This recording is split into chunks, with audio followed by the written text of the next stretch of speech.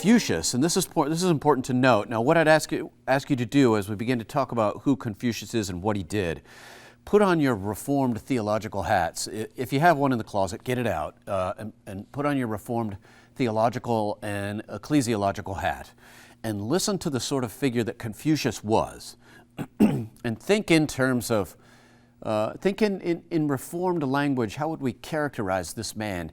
I want you to be prepped for that for two reasons. One, it's sort of uncanny how much we have in common with the spirit of the man of Confucius.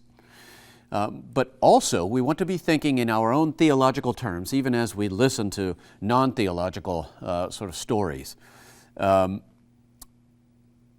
so that we can always be working on producing entry points into the Confucian thought world, if that makes sense. Remember that our goal when interacting with sort of a cultural phenomenon is always to find inroads for the gospel, is always to find not only inroads for the gospel in evangelistic terms, but inroads for the gospel culturally speaking.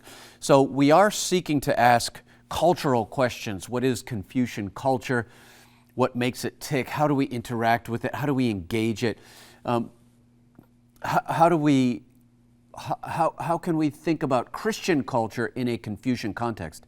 We also want to think about how to bring the gospel into a Confucian context.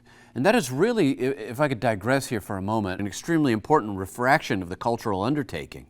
Because we don't want to lead with culture, but we do want culture to be linked with our presentation of the gospel. And so there's a sort of a give and take, or there's a symmetrical relationship between culture and evangelism. And you know, we've mentioned, for example, interaction with your own culture. And why would we interact with our own culture in the same way that we would interact with another culture? The reason is because as Christians, our culture is biblically drawn.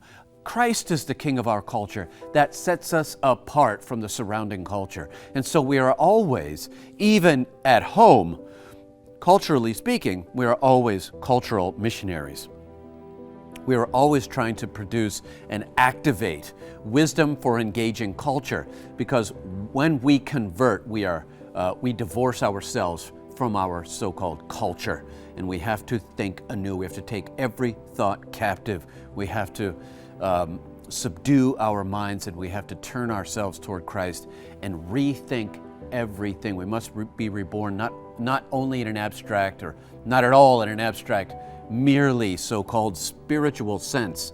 We must be wholly reborn, and we must live out the principles of our regeneration.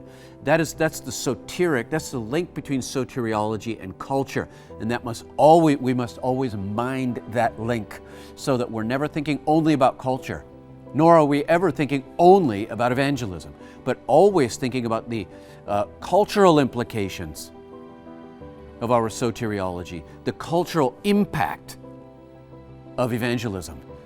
Or to put it the other way, we're always thinking about the cultural context for evangelism, the cultural challenges to evangelism, but not only the cultural challenges, we want to examine those challenges in order to identify entry points.